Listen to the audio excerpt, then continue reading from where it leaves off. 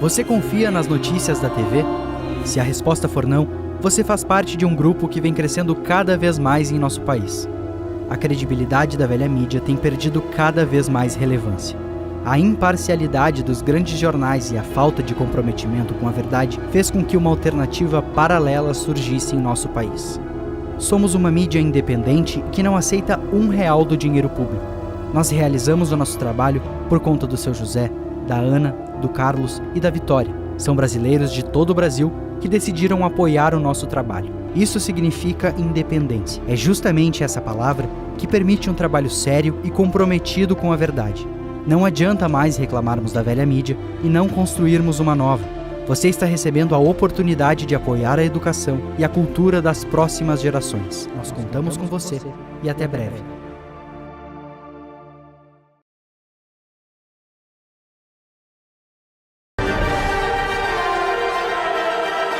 Tem uma expectativa interessante aí sobre o papel do Brasil na economia verde. Seria uma transição quase que inescapável pela vocação brasileira, pela sua questão geográfica e tudo mais. Você enxerga algum efeito disso, mesmo diante desse ambiente que mudou pouco e mudou com atraso? Mas, Thaís, aí a gente tem que fazer o que a gente não costuma fazer, que é cuidar dos detalhes, né? E sair dessa polarização de guerrilha que é o Brasil. Então, no Brasil, essa questão da economia verde, claro que tem um potencial gigantesco, mas aí não pode ficar nessa polarização que é a fábrica quer construir, né, a mineradora quer extrair minério, e os verdes dizem não de jeito nenhum, isso é ruim para o país. Esse embate superficial de guerrilha, que parece querer agradar mais a manchete de jornal do que cuidar dos dilemas, isso levou o Brasil onde ele está. Né? Quer dizer, a gente não consegue olhar um dilema como esse. Olha, o Brasil precisa de produzir mais minério. Isso ajuda o país a cuidar das suas mazelas sociais. Isso ajuda o país a se tornar mais rico, a melhorar o bem-estar da sociedade. Por outro lado, queremos cuidar do meio ambiente, né? Preservar o meio ambiente. Então, como é que a gente enfrenta esse dilema e constrói uma solução? Por exemplo, as mineradoras preservarem parques, cuidar de parques ambientais, né? Vamos explorar os recursos da Amazônia com bom senso, vamos criar critérios, mas não é vedar utilizar os recursos da Amazônia. Né? Por incrível que pareça, essa agenda que se diz cuidar do meio ambiente, que quer botar tudo numa redoma de vidro, ela acaba permitindo o garimpo ilegal, a extração ilegal de madeiras, a devastação. Né? Se você não encontra soluções sustentáveis, tanto do ponto de vista que combinem a economia com o meio ambiente, você incentiva a devastação desenfreada. Isso segura o desenvolvimento do que seria essa economia verde ou essa liderança do Brasil? Claro. Quer dizer, a gente tem uma dificuldade gigantesca de ter técnicos e políticos que sentem à mesa e falem, bom, como é que a gente lida com esse dilema? E a gente podia estar muito melhor no meio ambiente que está. Todos nós perdemos com isso. O meio ambiente perde com essa falta de construção técnica na resolução dos dilemas. A economia perde com isso. O país fica mais pobre e menos verde. Né? Por exemplo, até agora a gente não viu propostas concretas de lidar com o tema da economia verde. As pessoas gostam de falar muito do assunto. Mas e aí, como é que a gente faz? Como é que a gente cria atividades economicamente sustentáveis, que obviamente não é o caso da Zona Franca de Manaus, na Amazônia, né, que combinem geração de renda para a população e, ao mesmo tempo, garantam um equilíbrio com o meio ambiente.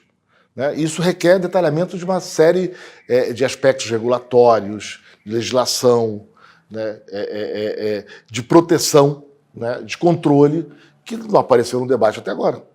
Vamos trazer um personagem talvez fundamental desse debate, que é o ser humano, o capital humano, o brasileiro, o trabalhador.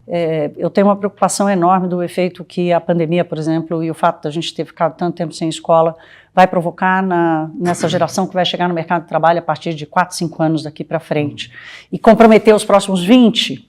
E a gente sabe a importância do capital humano, do desenvolvimento do capital humano no processo do ganho de produtividade. Qual o teu diagnóstico? Olha, esse é mais um caso em que a gente gosta de falar muito e fazer pouco. Né? o Brasil aumentou significativamente o gasto com educação dos últimos 30 anos, 34 anos. Né? A remuneração dos professores aumentou mais de 100%, acima da inflação, desde 2008. Né? Com uma série de medidas legais, enfim. E a gente discutiu muito a importância da educação, as pessoas levantaram bandeiras, tem ONGs que cuidam pela educação, né? Todo mundo gosta de falar a importância da educação, né? E aí tem que aumentar o gasto, e as pessoas saíram em massa para defender o novo Fundeb. Né? Pois é, ninguém cuidou do aprendizado dos alunos. Né? Ninguém cuidou... vamos lá, de novo, a falta da discussão técnica.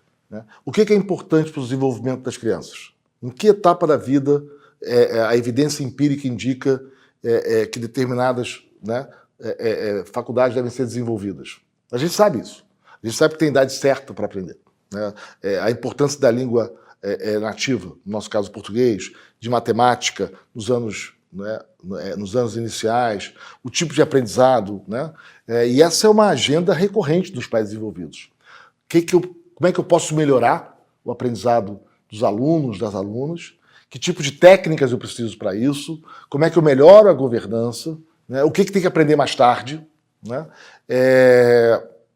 E como é que eu garanto esse processo com avaliações independentes? Não pode o próprio professor ser o único responsável por definir o que é a sala de aula e por definir como avaliar os seus estudantes. Não pode. Não é assim que funciona. Bom, não é assim que funciona nos países que deram certo.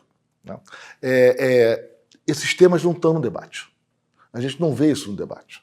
Eu fiquei muito surpreso na discussão sobre o novo Fundeb, há poucos anos, em que o tema do aprendizado dos alunos passou desapercebido. O fracasso do Brasil na educação passou desapercebido.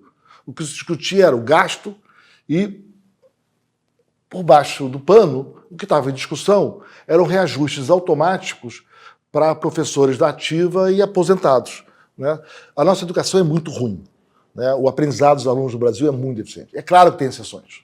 Tem algumas experiências lá, mas no fim do dia, quando você olha o total do país, a nossa educação é muito ruim, né? Os alunos têm deficiências graves, tanto em português quanto em matemática básica, e isso compromete o capital do país. Tem exceções? Claro que tem. Tem algumas regiões com política pública muito boa em educação? Tem. Tem algumas escolas privadas muito boas? Tem. Mas essa é a cereja das exceções. Né? O grosso do país, infelizmente, o capital humano é muito baixo.